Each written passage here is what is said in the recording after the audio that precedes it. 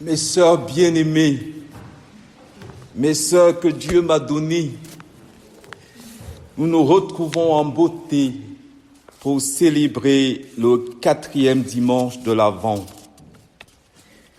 Chaque dimanche de l'Avent nous dévoile un pan de l'infini mystère de Noël. Et le 4e dimanche de l'Avent, qui est le dernier dimanche de l'Avent, nous introduit tout simplement dans le secret de Noël. Et c'est Saint Joseph dont il est question dans cet évangile qui en est le dépositaire. Saint Joseph est le dépositaire du secret de Noël. Et pour cela, l'évangile nous le présente en disant Joseph, qui était un homme juste. Entendez, Joseph, qui était un homme ajusté à Dieu le Père. Voilà pourquoi il lui est demandé de prendre Marie, son épouse, puisque l'enfant qui est engendré en elle, le Fils du Père, est également son fils. Elle enfantera un fils, et c'est toi, Joseph, que lui donnera le nom de Jésus. Et je vous rappelle en passant que quand on dit qu'il lui donnera le nom, ce qui est le rôle du Père, bien sûr, c'est pas seulement qu'il va le nommer, c'est que le nom dont il est question ici, Yeshua, a pour racine le tétragramme qui était imprononçable.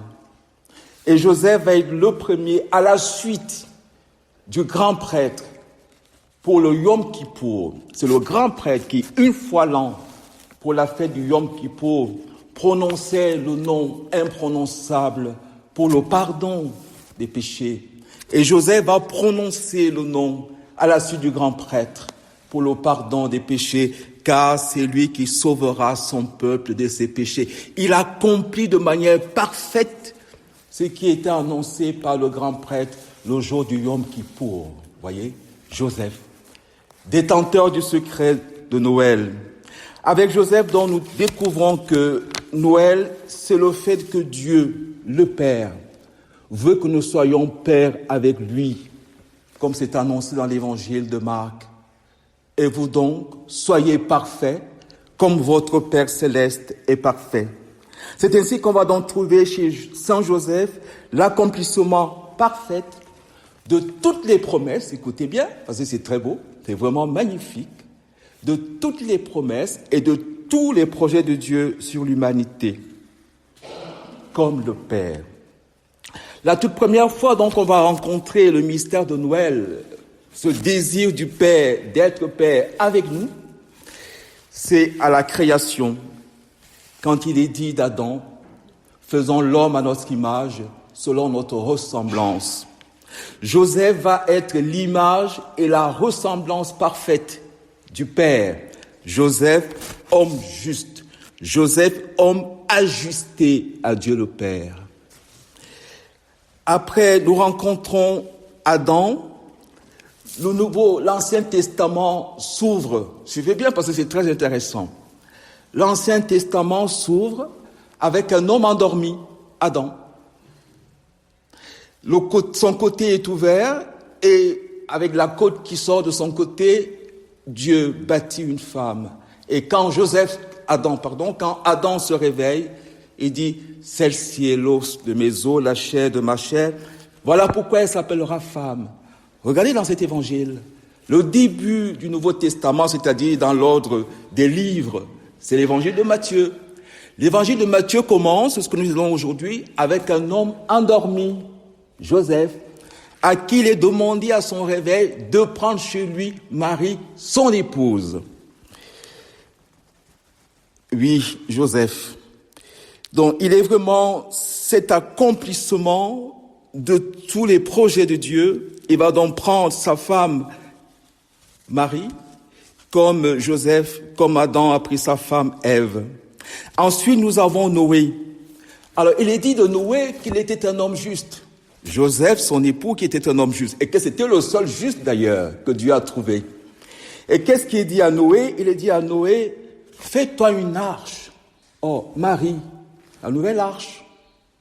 C'est ce que l'ange dit à Joseph ici. Prends chez toi l'arche. Fais-toi une arche comme Noé. Et qu'est-ce qui va se passer? C'est que Noé, qui était un homme juste, donc un homme parfait, marchant avec Dieu, va entrer dans l'arche, et nous savons la suite. Noé, c'est l'alliance de Dieu avec les nations. Joseph, c'est l'alliance de Dieu avec la nation, qui est le peuple de Dieu. Ensuite, nous avons Abraham. Abraham, dans l'Épître aux Romains, au chapitre 4, il est dit de lui, il eut foi en Dieu et cela lui fut compté comme justice. Abraham était un homme juste. Et il va passer d'Abraham à Abraham, père des peuples, père des nations. Et quelque chose de très mystérieux avec Abraham et son épouse, c'est que le Pharaon dit à Abraham, voici ta femme, prends-la. Et ici, l'ange dit à Joseph, voici ta femme, prends-la. Donc Joseph accomplit les promesses faites à Abraham. Ensuite, nous avons Moïse. À Moïse, il est confié les tables de la loi. À Joseph, il est confié la table qui porte la loi par excellence, à savoir le Verbe Marie. Et Moïse va accomplir l'Exode, et Joseph va accomplir parfaitement les autres, parce que d'Égypte, j'ai appelé mon fils.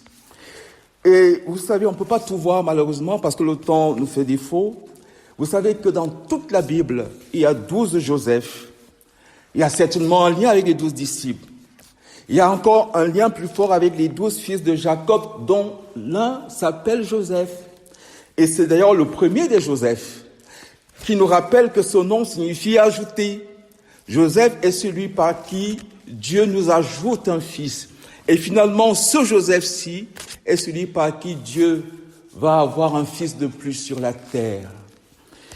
Et le Joseph, le tout premier, a quelque chose de commun justement avec notre Joseph d'aujourd'hui. Il a des songes. Et lui aussi va en exil en Égypte. Un autre Joseph qui est très proche du nôtre, c'est Joseph d'Arimathie, dont il est dit au chapitre 23 de l'évangile de Luc, c'était un homme juste. Et cet homme juste, Joseph d'Arimathie, va recevoir le corps de Jésus qui descend de la croix. Et Joseph, notre Joseph de Bethléem, va recevoir lui aussi, qui était un homme juste, le vrai Joseph d'Arimathie, le véritable Abraham, le véritable Moïse, le véritable Noé, va recevoir lui aussi le corps de Jésus à Bethléem pour le mettre dans la mangeoire, pour qu'il soit la nourriture de tout le peuple de Dieu. Mais le point culminant de ces ressemblances, de cet accomplissement de toutes les promesses en Joseph, très curieux, c'est Jésus lui-même.